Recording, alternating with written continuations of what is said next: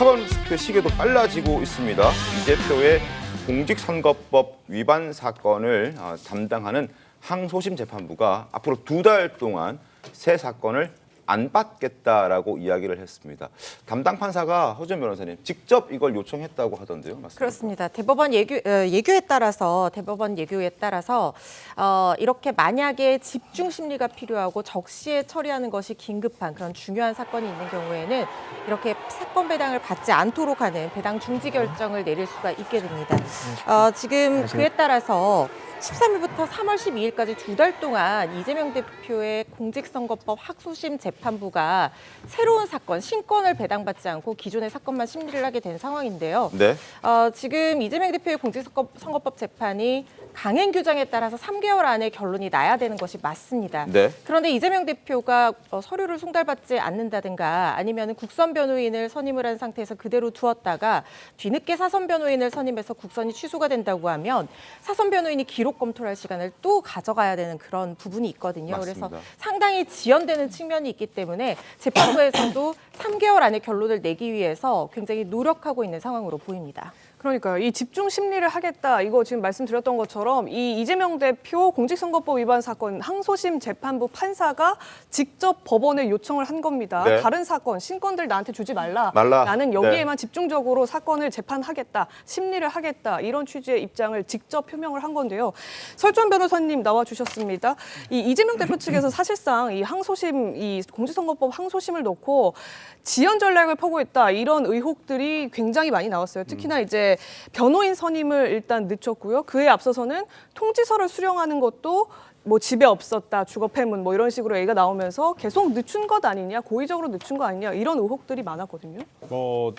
어쩔 수 없이 집에 패문부재가 된 네. 경우도 있긴 했습니다만은 어쨌든 간에 뭐 이제 야당의 대표지 않겠습니까? 그런데 어떤 뭐 사선 변호인도 선임이 되지 않고 있었었고 뭐 다른 재판과 관련해 가지고는 최소한 뭐 3, 4명의 어떤 변호인들이 사선 변호인들이 보통 선임돼 있는 경우와는 좀 이례적으로 어떤 국선 변호인까지 선임을 했어요. 네. 법원에서는 이런 것들을 절차 지연을 조금 방지하기 위해서. 왜 그러냐면 지금 계속 어찌됐든 간에 의도하든 의도하지 않든 그렇게 법원으로서는 재판을 진행을 해 가야 되는데 어떤 통지서 수령 부분이라든지 이런 그 재판의 본질적인 부분, 네. 어떤 판단의 내용적인 부분이 아니라 어떤 그 전에 사전적인 절차에 대한 부분들이 진행되지 않으면 어차피 재판이 열리기가 굉장히 어렵거든요. 그래서 이제 조금 이재명 대표 측에서 이러한 것을 좀 지연한 것 같은 어떤 뉘앙스를 보이니까 일단 그 법원 직원이 일단 통지 서류를 가지고 의원회관에 가가지고 직접 수령을 했거든요. 네. 그러니까 그러한 부분이라든지 그래서 일단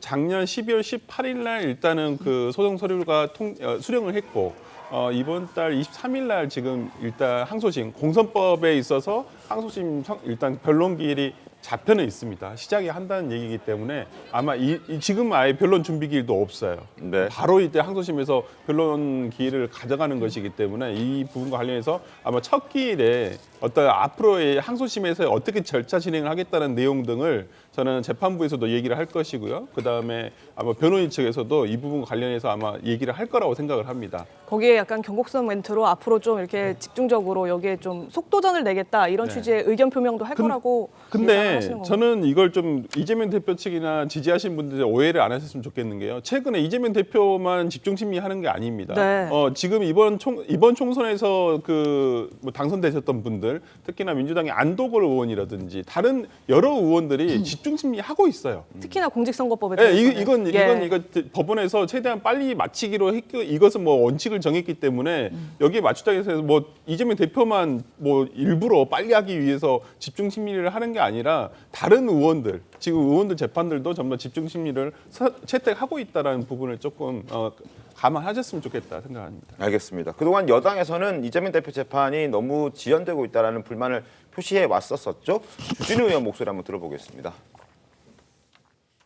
축구면은 몰수패죠, 몰수패 이 정도 하면 저도 법조 생활 몇십 년 한 사람인데 네. 참 진기한 풍경입니다. 네. 야당 대표가 이렇게 서류를 이사가면서 집 주소를 법원에 안 알려줘가지고 네. 그게 제대로 송달이 안 되고 특별 송달처럼 또 집달관이 가서 네. 대한민국 국회 또 야당 대표 사무실로 와서 이것을 전달하는 이 장면 굉장히 법치주의에서 어떻게 보면 치욕스러운 장면이고요. 이거 이재명 대표가 이런 식으로 얼렁뚱땅 넘어가가지고는 망신은 망신대로 당하고 국민의 지탄은 지탄대로 받을 겁니다. 네, 이제라도 이재명 재판부가 이재명 대표에 대한 담당 판사가 속도전을 내겠다, 집중심리 하겠다 이런 입장을 보인 거에 대해서 여당에서는 다행이다 이런 반응 나왔습니다. 그렇죠. 어제 저희가 수석 대변인 명의의 논평도 냈는데 법과 원칙에 따른 엄정한 판단이다 네. 이렇게 얘기했습니다. 사실 이재명 대표의 선거법 위반 네. 1심 판결이 나오기 전까지 무려 2년 2개월 걸렸다는 거 다 알고 계실 겁니다. 네. 원래 6개월 내에 나와야 하는데 다양한 재판 지연 전략으로 결국 2년 2개월 만에 1심 실형 1년에 집행유예 2년이 나온 거잖아요.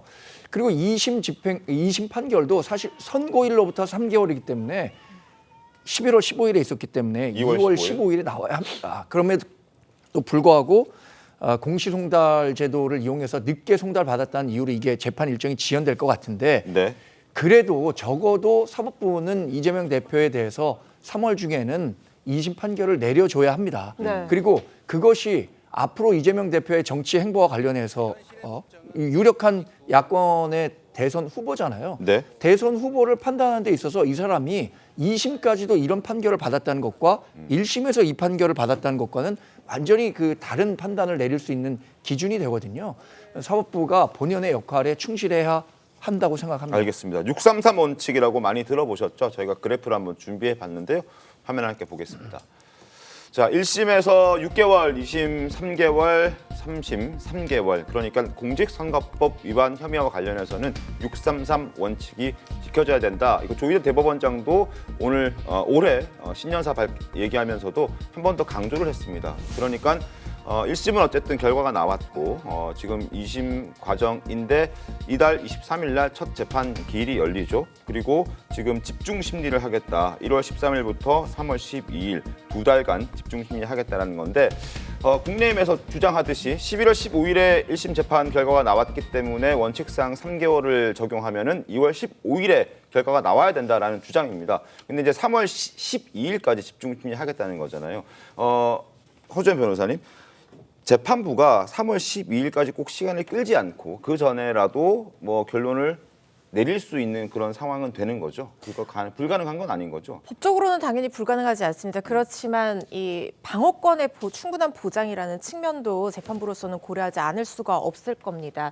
물론 1심만큼 통상적으로 항소심이 1심보다는 기간이 그렇게 오래 걸리지는 않습니다. 왜냐하면 네. 1심에서 이미 이 속심 제도기 때문에 1심에서 이미 진행된 내용들을 그대로 다 받아들여서 물론 다시 한번 공방이 있을 여지는 있지만 1심에서 채택됐던 증인들을 다시 불러서 신문한다든가 이런 것들을 자주 하지는 않거든요. 네네. 반드시 필요성이 있을 때 이루어지는 절차고 그렇기 때문에 이재명 대표 측에서도 이 사건 같은 경우에는 사실상 형종이나 형량을 100만 원 이하로 낮춘다거나 형종을 바꾸거나 이렇게 한다는 게 쉽지가 않기 때문에 무죄를 굉장히 강하게 다툴 거라는 생각이 드는데 그렇다고 하면은 기존에 신청했던 증인들을 다시 부를 때는 아주 확실한 명분이나 이유가 있어야 될 것 같다는 생각이 들고 아마 새로운 증인들을 다시 신청하려고 할 텐데 그 증인 신청의 이유도 재판부에 설득할 수 있어야 될 거라는 생각이 듭니다.